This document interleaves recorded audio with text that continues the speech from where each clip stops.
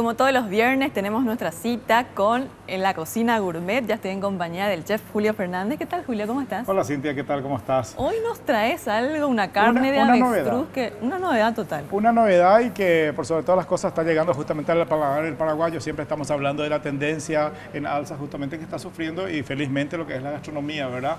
Visité este lugar, está no muy distante, 45 kilómetros de Asunción, en Nueva Colombia, una familia de alemanes que se dedican justamente a la cría y comercialización de lo que es la carne del avestruz.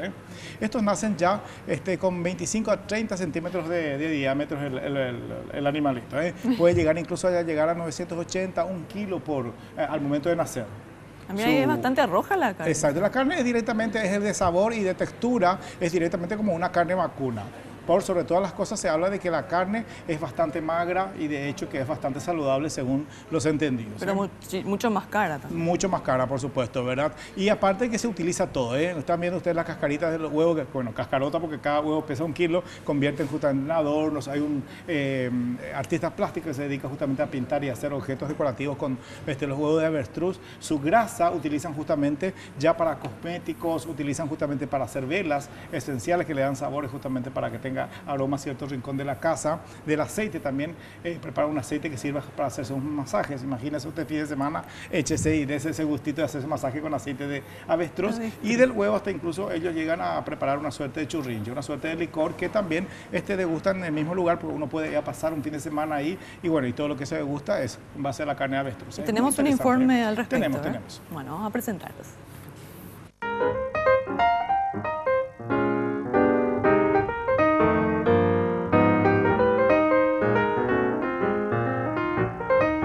Nos trasladamos aproximadamente 50 kilómetros de la capital Asunción para llegar hasta aquí, una granja donde se hace, por supuesto, como mencionabas, Julio, la cría de avestruces para poder comercializarlos y degustarlos en distintos restaurantes. Estoy con Anne Gese, que es propietaria de este lugar. Bueno, Anne, comentame cómo surgió toda esta idea luego de venir 9 años del exterior para poder dedicarse a esto. ¿Cómo surgió la idea de poder criar y luego de alguna forma poder tener réditos con la venta de ellos?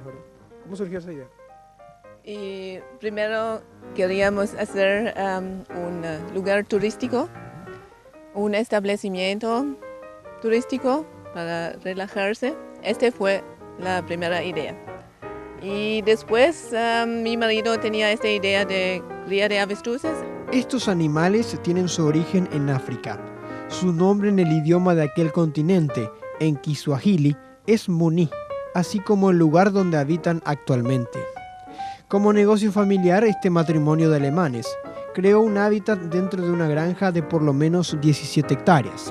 Según los propietarios, cuentan con habilitación de la Secretaría del Ambiente y Senaxa para este emprendimiento. Actualmente están en etapa de reproducción 25 avestruces en este sector. También en este lugar de al menos 17 hectáreas existe un frigorífico para el faenamiento.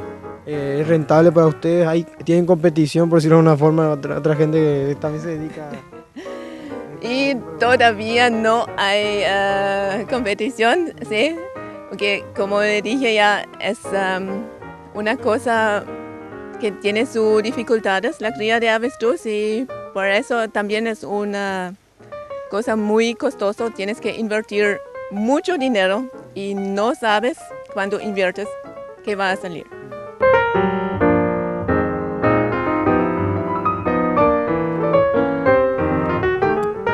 Luego de pasar por el frigorífico, la parte del muslo que es la comercializada es llevada por pedidos que habitualmente son 2 por semana, pero varían de acuerdo a la demanda.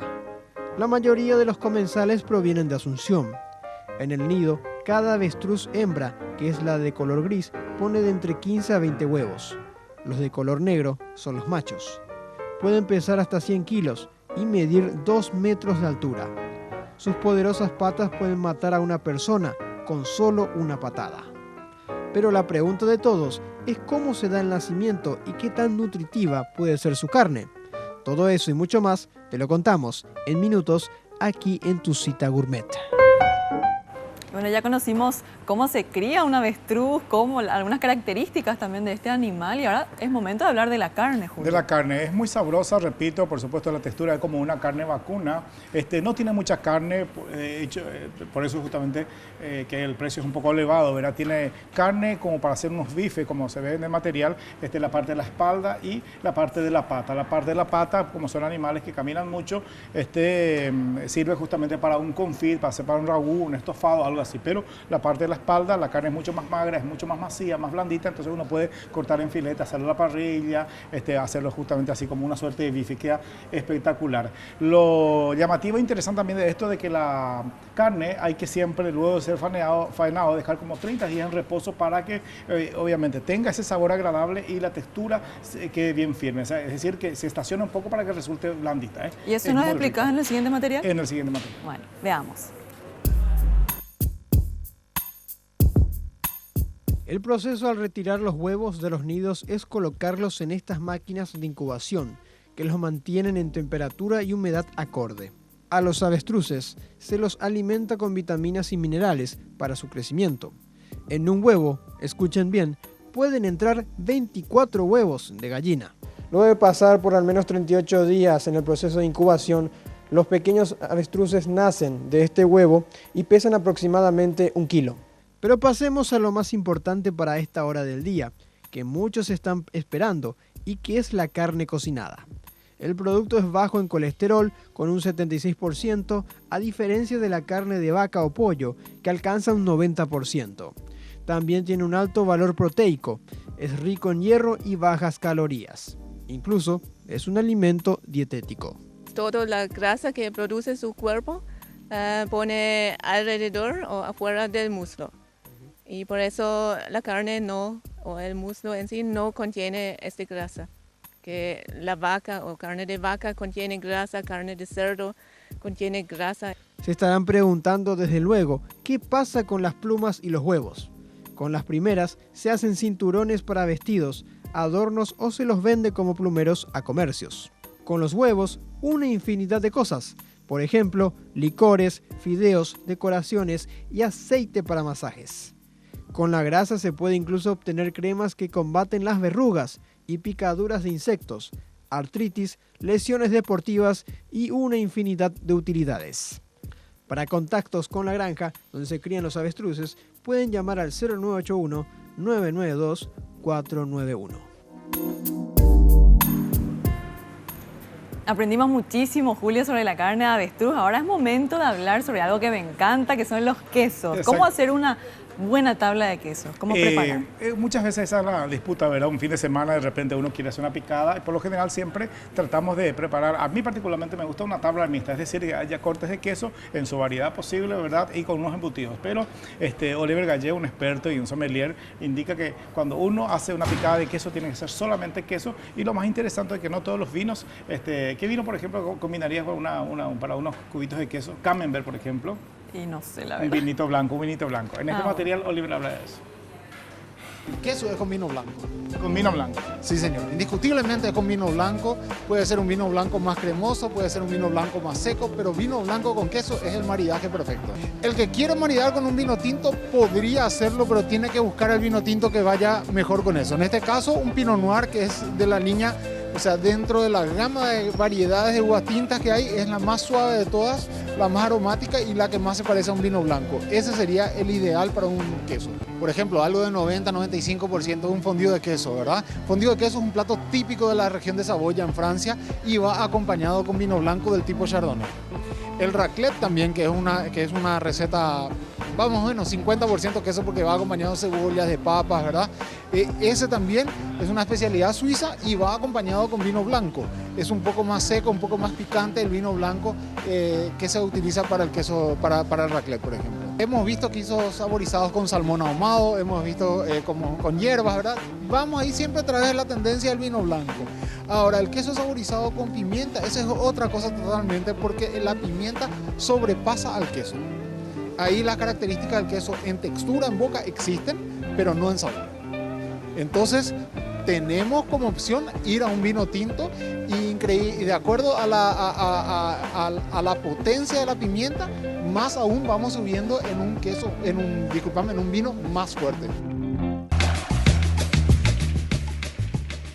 Interesante, Julio, todo lo que estamos aprendiendo contigo en tu cita gourmet. Ahora la elaboración de quesos mozzarella, me decías. Exactamente, de repente ya le dejé con hambre, ya te veo ahí medio que con hambrecita. Ustedes quieren preparar justamente un rico quesito mozzarella fresca en la casa, fíjense en el siguiente material.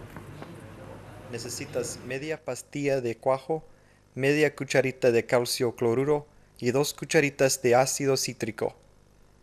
Disuelve en agua y dejar a un lado. Sirve un galón de leche en una olla cerámica o olla de acero inoxidable que cabe 6 cuartos de galón por lo menos. Mientras calientas despacio, añade el calcio cloruro y ácido cítrico disolvidos.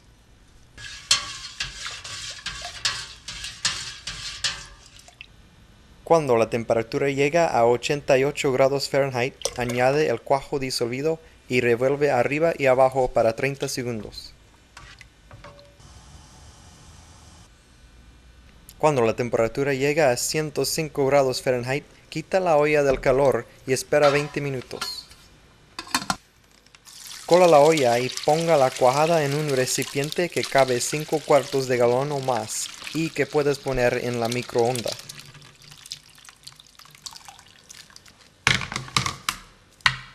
Calentar por 1 minuto. Empuja la cuajada para quitar el suero. Haga este proceso 2 veces más en la microonda.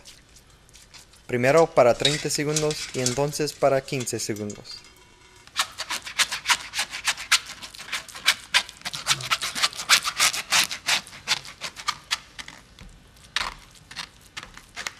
Añade una cucharita de la sal para queso. Dobla y empuja la cuajada por 2 minutos hasta el queso es suave y brillante.